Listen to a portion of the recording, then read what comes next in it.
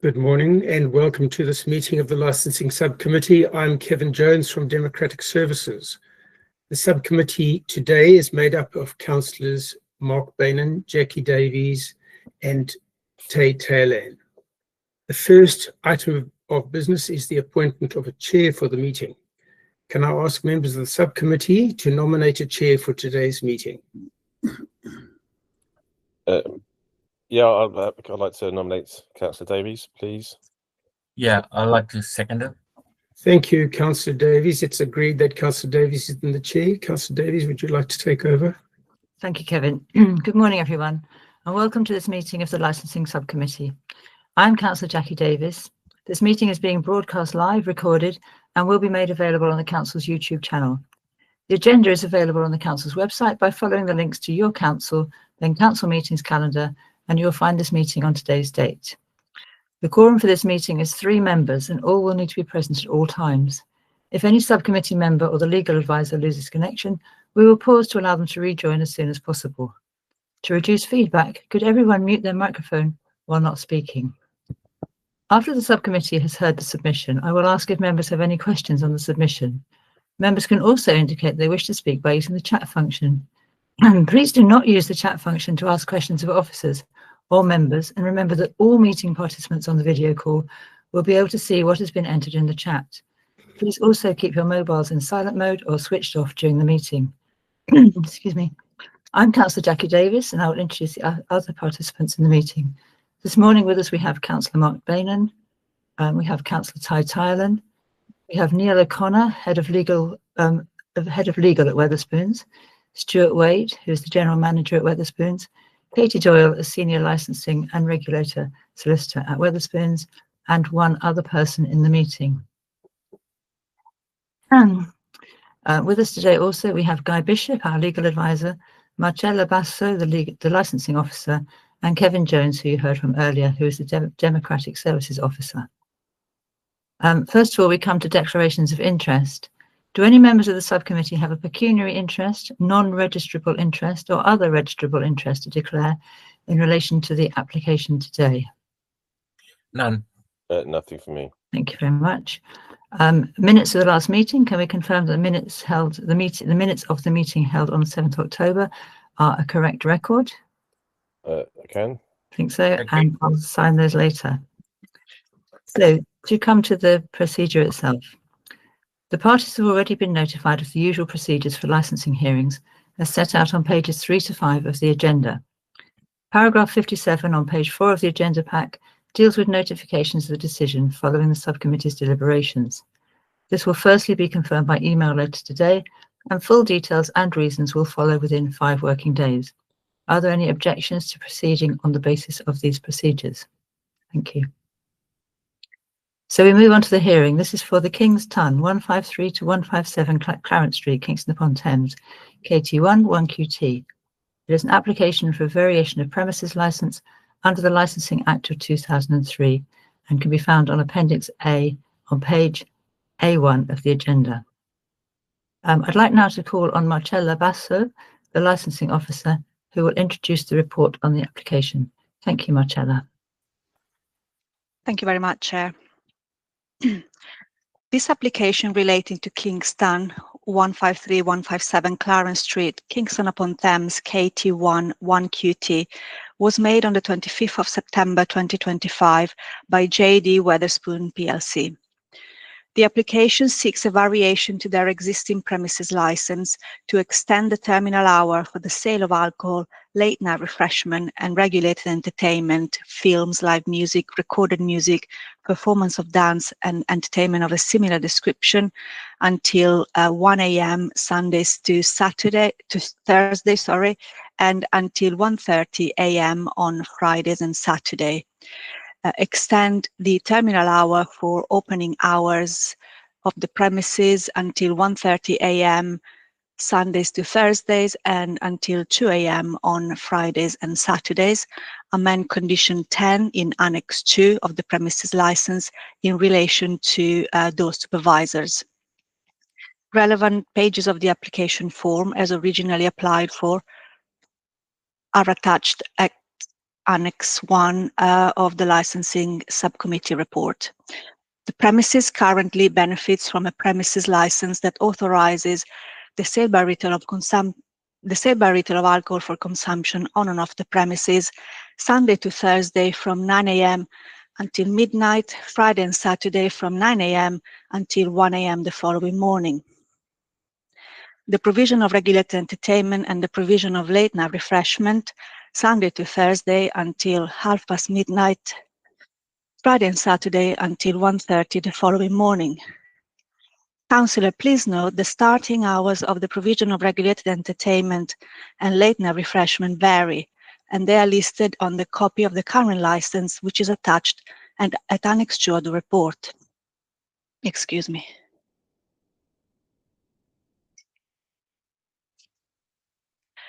The current and proposed hours of operation are laid out in Annex 3.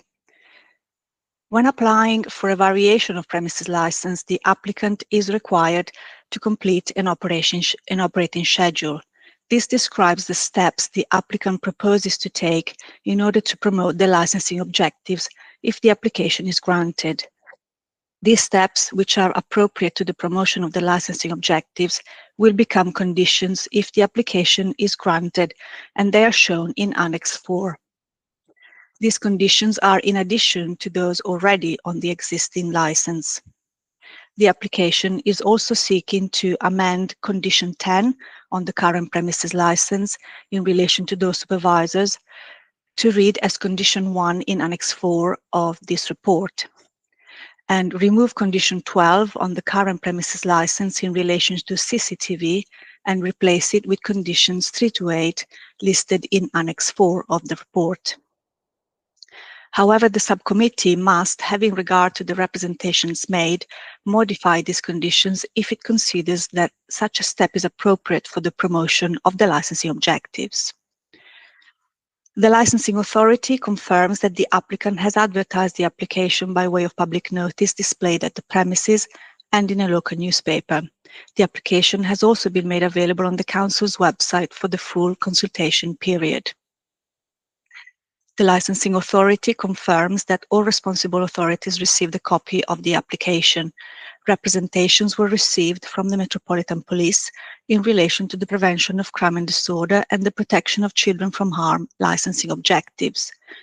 Following consultation, the application has addressed the concerns by making amendments to their operating schedule, and these amendments are reflected in the conditions shown in Annex 4 of the report.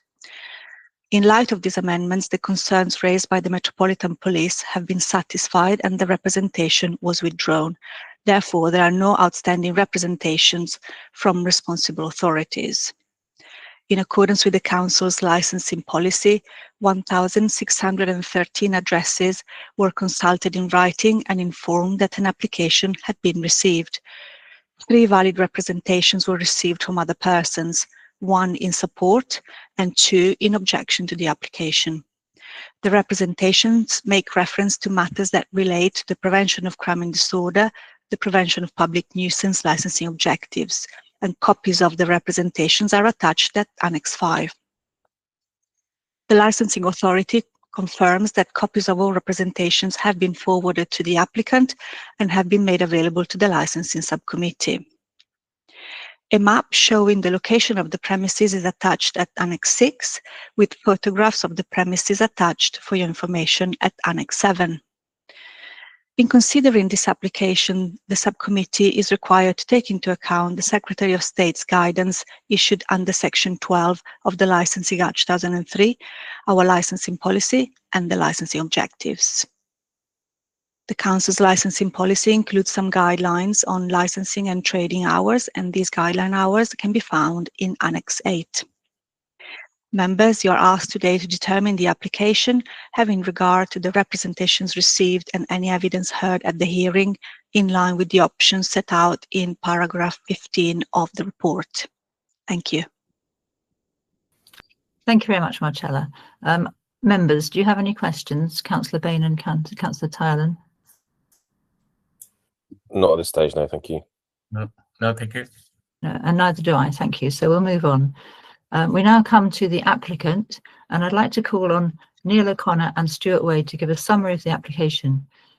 Paragraph 47 on page 3 of the agenda pack deals with the length of time an applicant can speak. The applicant has up to 5 minutes to present his submission. Kevin will advise you when you have 1 minute left and when your time is up.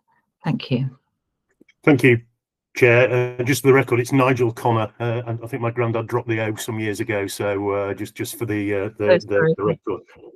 Thank you, Chair. I won't go through the application again. It was a very full report from Marcella, for which I am grateful. We are a long-established premises in Kingston. We have been open since 1997. The company itself has been operating licensed premises since 1979, so we're a very experienced operator.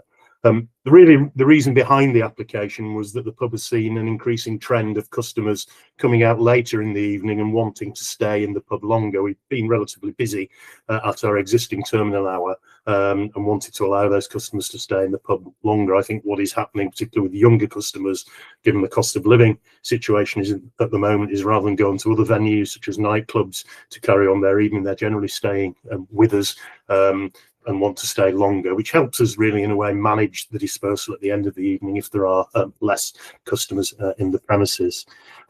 We have discussed the application with the police. You'll note the conditions which have been agreed with them. They enhance the conditions on the existing licence and go to promote the licensing objective. So it's a stronger licence if this application is granted. We've increased the provision for door supervisors from 2 on the existing door supervisor condition to 3. So again, it's an enhancement to the existing licence. There's no music in the premises, even though we seek, I don't know, Mr. Bishop has raised a hand. I don't know whether I want to pause to allow him to comment. I'm not sure of the procedure here. Kevin, could you advise?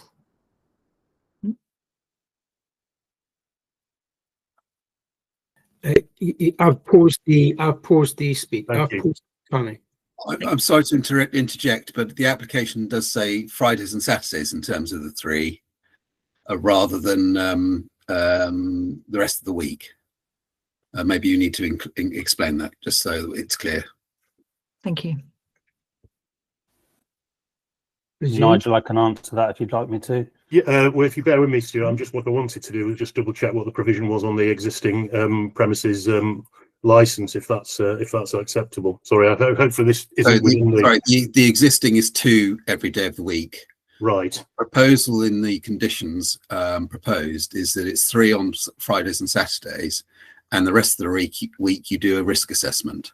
Okay, thank you. And on top of that, you have 1 of every 2 door supervisors wearing a body-worn camera. Yes, thank you, Mr. Bishop. I didn't mean to mislead the committee on that point, so that's a helpful interjection. Stuart, thank you very much. So can we come? You wanted to assist on that point. I'm sorry. I believe the existing condition is every day, but it's when alcohol is sold after midnight. So to be clear, you mean there are 2 door supervisors after midnight in the week, all week at the moment? No, I think I understand now where the confusion may have arisen in respect of Friday and Saturday.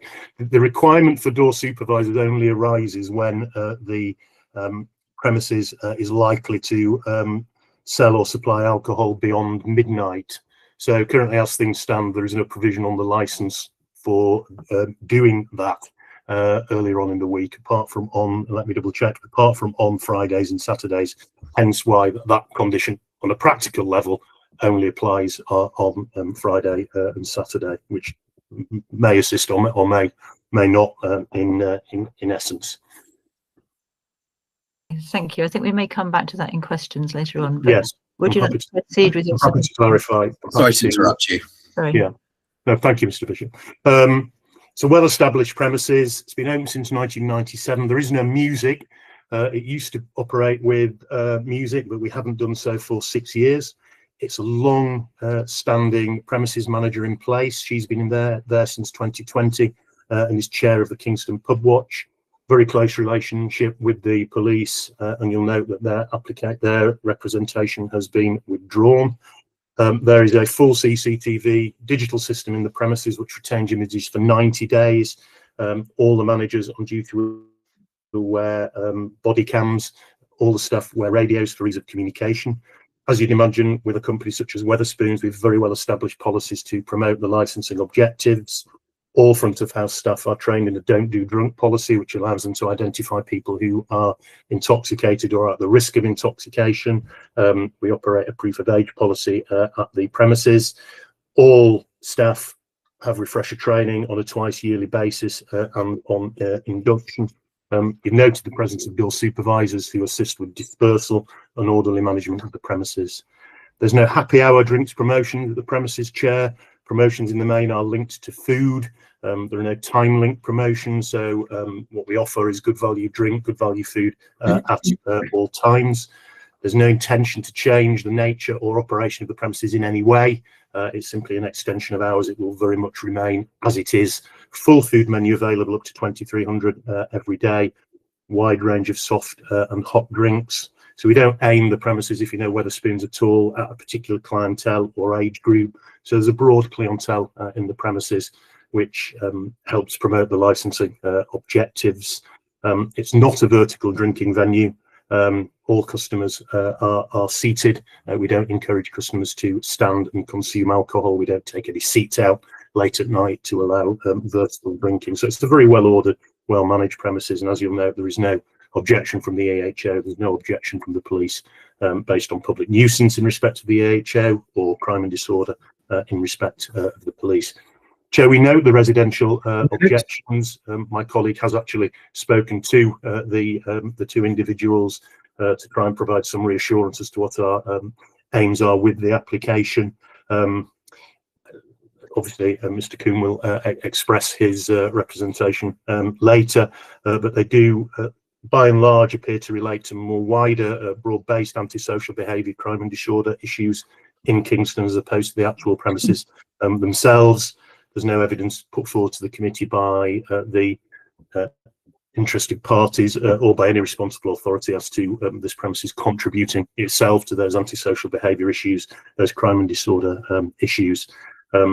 Clearly, each application has to be judged on its merits, and I note your approach with regard to hours, and comment has been made that this application puts the pub somehow outside some of the hours within Kingston, but it doesn't. There are several other premises who operate to the same or later hours within the Kingston centre area. So it's not going to be an outlier in respect of hours. It's within the broader context of hours within the Kingston Central area. Your time up. Is that my time up? Yep. That was absolutely perfect because I just finished. It was almost we'd rehearsed that. So obviously we are available, councillor and committee and officers, to answer any questions Thank you very much. that you might have. I've got Mr. Wade here. He's the general manager in respect to the premises, who's really in charge of all the operational elements of the premises. Thank you. That's perfect. Between the two of us, hopefully we can address the concerns that you might have. So thank you for your presentation. And do members have any questions of either? Yes, I'm going to Councillor Tylan first. Thank you, Chair. You mentioned the objector's main concern is about the antisocial behaviour, noise, drug-related activities, and drunken disorderly.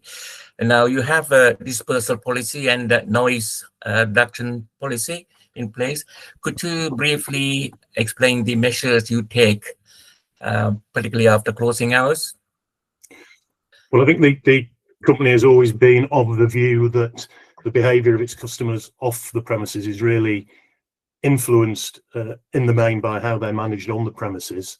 And I mentioned the fact that we have a don't do drunk policy, which stops people becoming intoxicated to a level where they're likely to behave badly off the premises. We don't have any music, so the issue of noise escape from the premises itself isn't one that needs to be addressed. In terms of dispersal of customers away from the premises, then door supervisors have a key role in that. Council, if people are congregating near the premises, then they will be asked to disperse away. If customers are leaving the premises making a lot of noise, then they're again asked to desist from making that noise. it's really how they're managed on the premises and the policies and procedures that we've developed over many years of training. And many years of training in Kingston are really crucial to what we do there. And clearly, if people attempt also to get into the premises who are intoxicated, who are likely to misbehave in any way, then we don't allow them into the premises. So very much a zero tolerance in terms of behaviour of customers when they're on the premises. And really, those procedures have stood us in good stead in these premises and other premises elsewhere. Stuart, is there anything you would want to add to that from a practical operational point of view? No, I would just reiterate exactly what you said, Nigel. It's about the control of those customers throughout the evening rather than trying to control them in the last half an hour as they're trying to leave. Managing those customers, not pushing them out the door, allowing them to disperse sensibly. Yeah, and we've got a very experienced team here. Like we say, Danielle, the DPS, is the chair of pub watching and very strong at dealing with these kind of things. Yeah, and then one of the reasons, Councillor, why in part we sought the longer hours is that it's always better for premises to be able to disperse their customers away gradually. What a premises doesn't want is a lot of customers in the pub at closing time when they have to be asked to leave. It's much better if they can gradually leave over a more extended period of time. It makes that dispersal much more orderly and more easy to manage, and also less impactful on the locality. Even though those customers are leaving later, they're not generally leaving in a larger group, as sometimes happens when a pub is busy when it has to close earlier. Thank you. Councillor Tyne, have you got any supplementaries for now? Yeah, just one more question. You have asked for your entertainment license to be extended as well, and you mentioned that you don't have any entertainment as such. Do you plan to have anything in the future?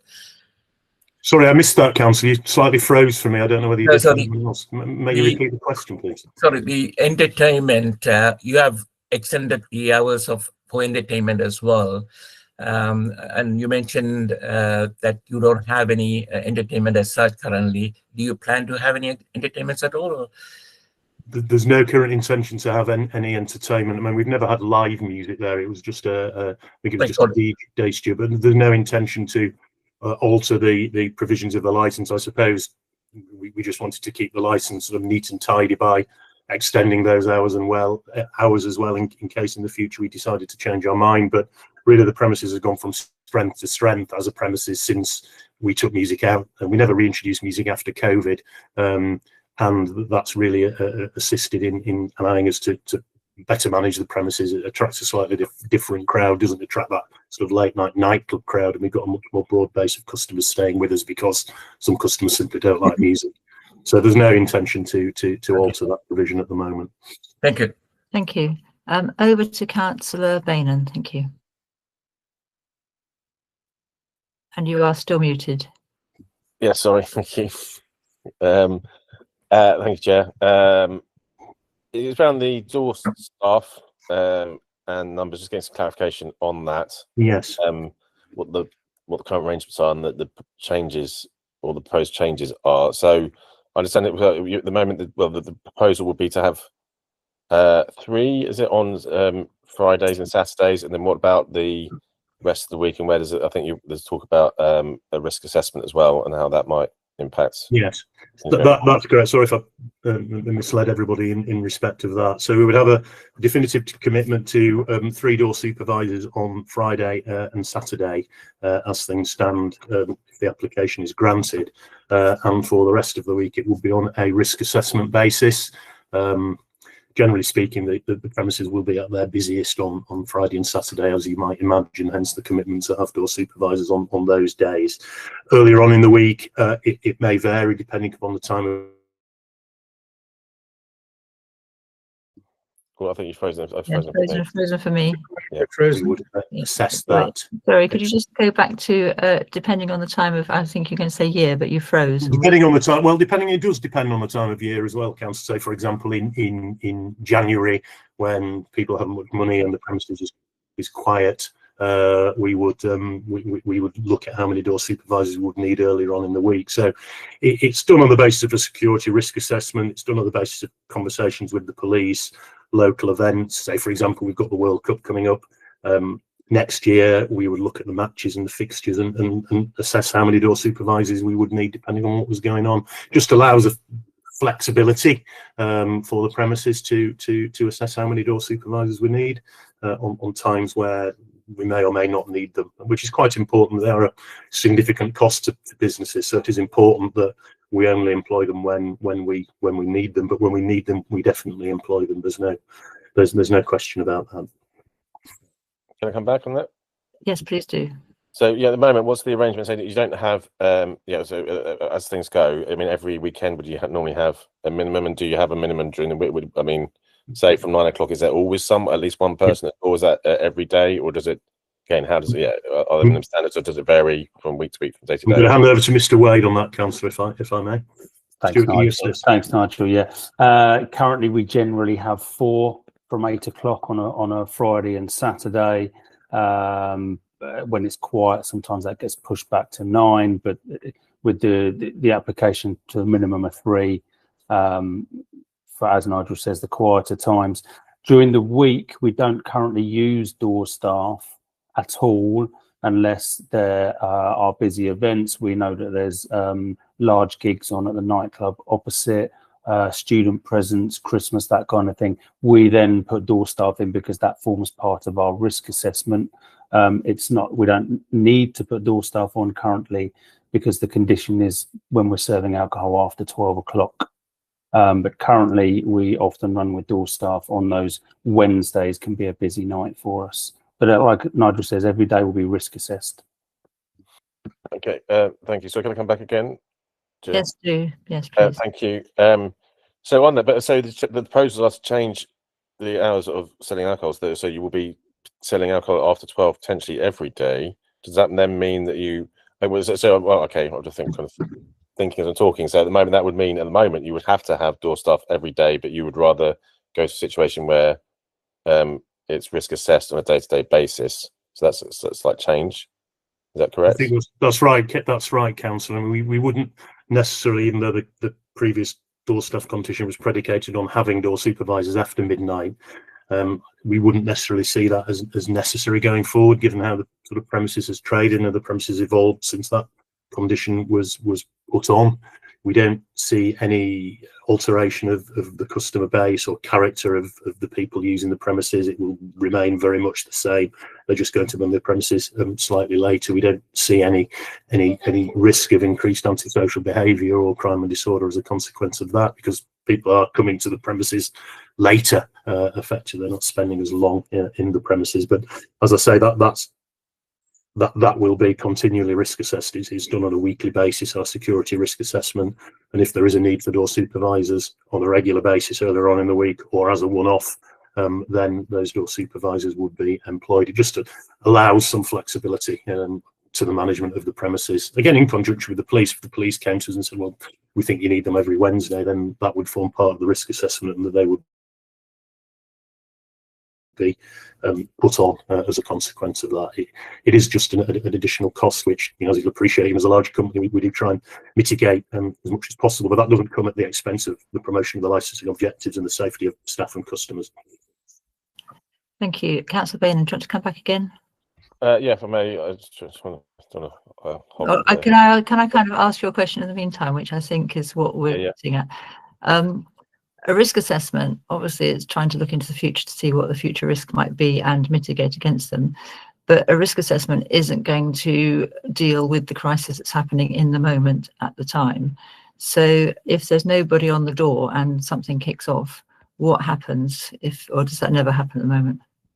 Well, what we do have is extremely well-trained staff. As I say, we have a very well-experienced manager in the pub. We have 5 deputy managers in the premises. They're supported by a more junior management team comprising of shift leaders and team leaders.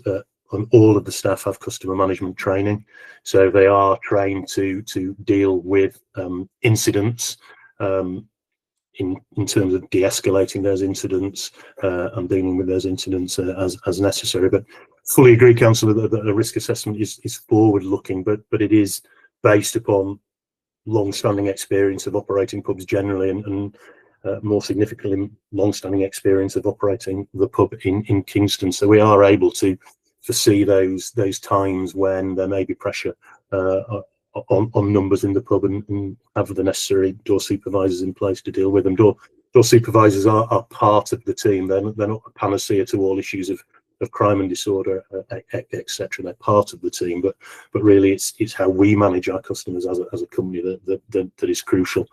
And having door supervisors when we think we need them. But obviously we conceded that on Friday and Saturday, then you know they are an absolute requirement, and there is a commitment to have them on duty on those nights, which are the peak trading nights in essence.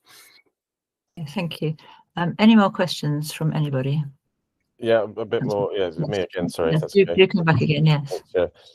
So it's just around. So yeah, thank you. So I understand, yeah, Friday, Saturday they'll be there as a matter of course, which sounds like they're there already as a matter of course. Just want to know how it interacts with. Obviously, there's a big premises across the road. I think you mentioned Wednesdays, but my understanding is that they've got lots of, you know, they have the circuit as it is now will have big events over various different nights. It's not a regular, you know, the live acts can be most nights as far as I can tell. So how does that impact your planning, and how does that impact the activity in the pub when you have a big event across the road? When you say, they're just following on from that, so when you say Wednesdays, I'm presuming that might be a regular student night, is that right? Which is slightly different to the live events. So just getting understanding how the different events across the road impact your how busy you are on an evening, and how you plan for that. So the DPS, Danielle, is very close with the manager of the nightclub opposite. They have a list of events. I believe they speak every Monday about the number of tickets that are sold, the expected capacity, and that forms part of our risk assessment. If we know there's a large show, then we deal with door staff, and Wednesdays often is, as you say, related to student activity. Yes. Okay, thank you. Thank you. No more questions. Thank you. So we move on to responsible authorities. As set out in the report, all responsible authorities received a copy of the application. Representations were received from the Metropolitan Police in relation to the prevention of crime and disorder and the protection of children from harm. They're both the two of the licensing objectives. Following consultation, the applicant has addressed the concerns by making amendments to their operating schedule. These amendments are reflected in the conditions shown in Annex 4 of this report. In light of these amendments, the concerns raised by the Metropolitan Police have been satisfied and the representation withdrawn. So now we move to other persons. In accordance with the Council's licensing policy, 1,613 addresses were consulted in writing and informed that an application had been received. Three valid representations were received from other persons, one in support and two in objection to the application. The representations make representations to matters that relate to the prevention of crime and disorder and the prevention of public nuisance licensing objectives. Copies of the representations are attached at Annex 5. We do have another person in attendance, and this is Mr. Kuhn, who is here. Mr. Kuhn, you have 5 minutes to address the subcommittee. Kevin will inform you when you have 1 minute remaining and when your time is up. Thank you. Okay, thank you for the opportunity to voice our concerns. I was surprised to hear that there were so few objections to this application, with a number of flats directly in the vicinity of the Kingston pub. Over the past few years, we've witnessed quite a bit of antisocial behavior and public drunkenness in the area at night. And extending the Kingston opening hours will increase the risk of alcohol-related problems late at night, more disturbances, more late-night shouting, more groups loitering, and more drug-related activities like the laughing gas balloons that we find scattered around in the morning. And don't get me wrong, I'm not saying that all disturbances are caused by the Kingston guests. The Circuit nightclub and the Bonnie Rogues bar guests are contributing to those issues, as well as other premises further away from Old London Road. Not to mention the new game arcade that will open soon at the end of Old London Road. In my opinion, approving this application for longer opening hours will exacerbate the issues and will set a precedent for other pubs in the area. It undermines the residents' sense of security and chips away at the well-being of those of us who live here. Families with children live along this road and the neighboring streets, and we are already dealing with regular noise and disruption late into the night. Extending the terminal hours will just prolong that disturbance. It means more people leaving the pub in the early hours, talking loudly, playing music, arguing, or generally creating noise that keeps people awake. There is also littering, the bottles and food containers left behind, and unbelievably, the people who think it's acceptable to urinate indoor corners along the road. These things genuinely affect daily life. It's not just inconvenient, it's disrespectful, unhygienic, and simply not something residents should have to tolerate. Most pubs in Kingston close around 11 p.m. or midnight, which is a perfectly reasonable balance between supporting the town's nighttime economy and protecting residents' right to rest. In my opinion, there is absolutely no need to push later into the night, especially knowing the consequence we already face.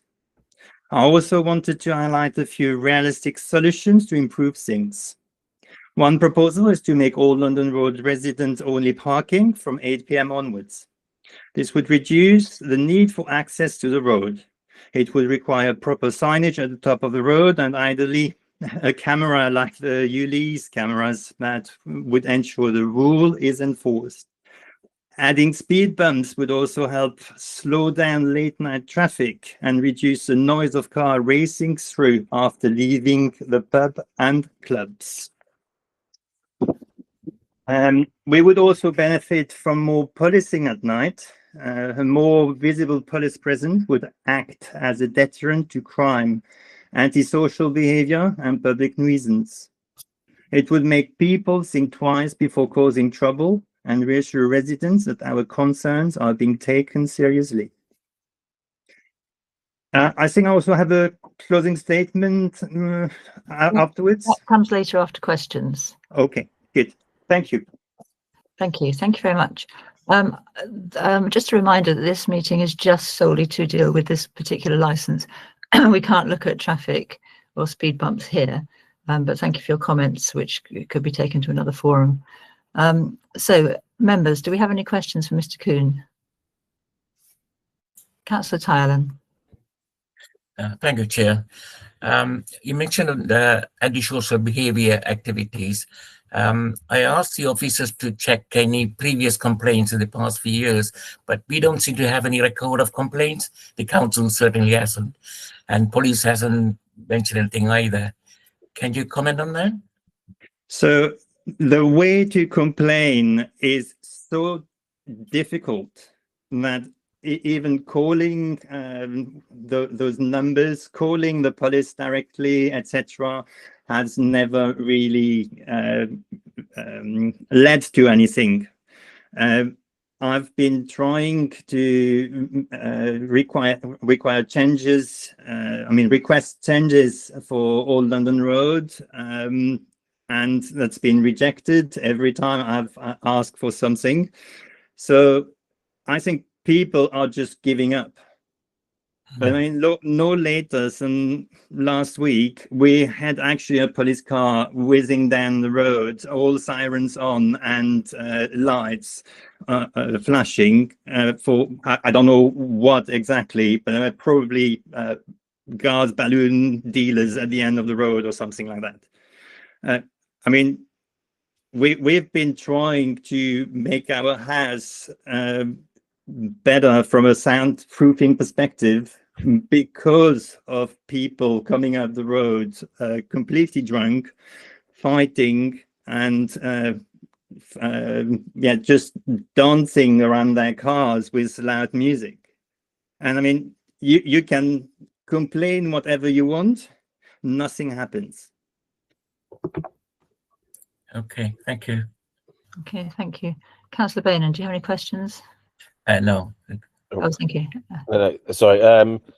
Yeah, well, I guess it's just really. I mean, obviously, there's a number of venues around the area. It's just how do you can you isolate different behaviours from the pub itself? I mean, as opposed to the the area more broadly, where you've got a lot of activities and a lot of people dispersing. I mean, we're looking at extending the hours of one pub. It's not necessarily extending the hours of activity for people in that area. Do you see that specifically being more of a problem? It could be argued the other way, that it gives people more things to do and spreads people around further. You know, just going to how you see that. You know, this because we're looking at one particular venue in its isolation. How do you how can you be sure that that itself is going to cause more problems, while you could argue it could do the opposite? I mean, I'm not arguing that it's all coming from the Kingston pub. Clearly, there are other premises in the area. I just know that, for example, the Fighting Cock is closing at 11, and we have had no issues at all with the Fighting Cock. And I mean, that's 100 meters away from where I live, not even 100 probably. And it's more the extension of the late night hours that is going to move that issue, those disturbances, to later at night.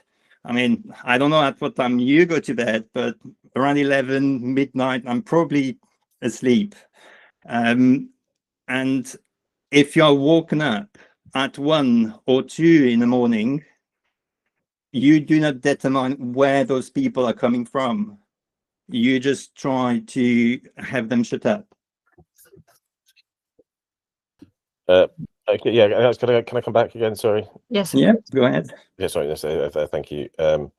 Kuhn. So yeah, it's just really how often. I mean, just get an idea of what it's like living there. How often do you feel that you're woken up of in the early hours due to what you might deem to be antisocial behaviour? Probably twice a week. Okay, thank you. Right, thank you. I don't have any questions, so now we move to closing statements. Mr. Kuhn, you go first. Would you like to make any final closing remarks? The remark is probably not necessarily just about Kingston pub. It's more so we are not asking for something extreme. We are asking for a fair, balanced approach that respects both the needs of local businesses and the rights of those who live here. We believe that with those measures that I mentioned before, I know you said it's not meant to be a discussion about measures to sort out other issues than just the extended hours. I mean, those measures like residence parking controls, proper enforcement, speed reductions, and better policing, we can move towards a safer, cleaner, more peaceful neighborhood for everyone. So thank you for the opportunity. Thank you. And finally, I'm coming back to Mr. Connor and Mr. Wade. Would you like to make any closing statements? Chair, I will, if I may. I won't reiterate what I've said already. Obviously, fully acknowledge Mr. Kuhn's concerns as a resident in the area, but in terms of significant responses to the application, there hasn't been many.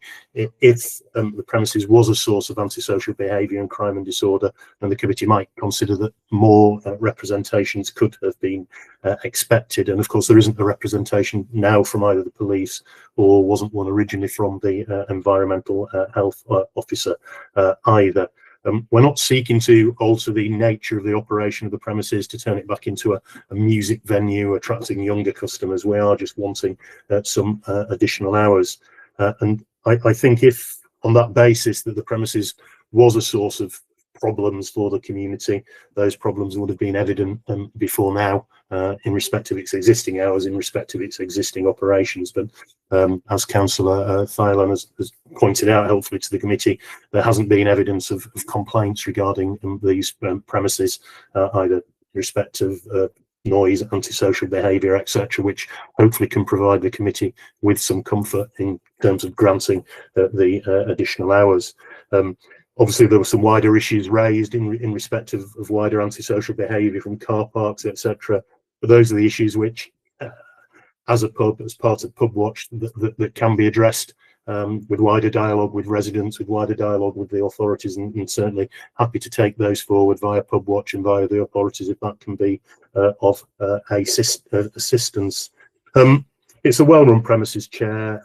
It's well managed. We have offered some additional conditions in respect to the police, which hopefully will offer some reassurance. We have helpfully been in contact personally with Mr. Kuhn and also the other interested party, and we're happy to commit to further dialogue with them and perhaps discuss some of his specific issues, such as there may be with the premises, directly with him, so that we can ameliorate them if there is anything we can do with regard to them. Happy to give that commitment to you, Chair, today. We have contact details and happy to keep that dialogue going. So I would, Chair, finally ask that the application be granted as applied for. It does promote the licensing objectives. There are measures in place to ensure that any impact is minimised, mitigated and reduced, such as it is. But the track record of the premises is good, and that will continue going forward. Thank you. Thank you very much. So thank you to everybody for attending this morning. The subcommittee will now withdraw and make its decision. The decision will be confirmed by all parties by email, and the full decision notice with reasons will be sent out to all parties within 5 working days. In a moment, the members of the subcommittee will withdraw to make our decision. Mr. Kuhn, can I just suggest that you contact your local councillors about the traffic issues, because this sounds like a Kingston Neighbourhood Committee decision, and it's not for us. I will, and I've already got contact with them, and for quite a while actually. Okay, sorry. Not just about that, also about rubbish being left on the roads I'm sure by residents who don't care. I'm sure there are lots of other things to deal with, but as I say, this meeting is very limited. So thank you very much to everyone for coming. And Mr. Connor. Chair, sorry, I've not done a virtual hearing before Kingston before. I don't know whether or not you intend to come back and we should wait, or you'll simply inform us by email. We are all going to evaporate now and then reform in another meeting. And so you will hear later today a basic decision and then a full decision within 5 working days. Much obliged. Thank you for your time this morning and your colleagues, Councillor. Thank you to everyone. Thank you very much. Bye-bye. Much obliged. And officers as well. Thank you. Bye. Good morning. Thank you. Thanks, mate.